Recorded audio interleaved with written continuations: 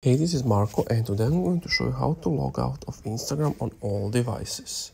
So what you want to do is go to your profile and then click on the top right on the hamburger menu and then click on settings and privacy.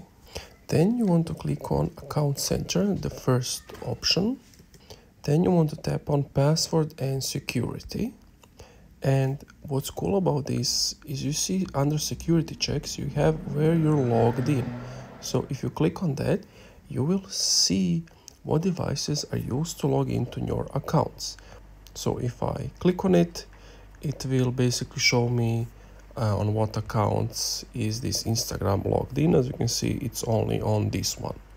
And so if you want to log it out, just tap on the device and it tells you to log out on this device. Go to the Instagram app, go back there and just log out the usual way.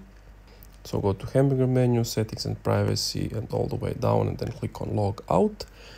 If you are not logged in on this device, you will have an option to click on the device and then click log out, and that's it.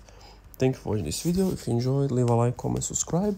And also if you want to get Shopify for only $1, click the link in the description.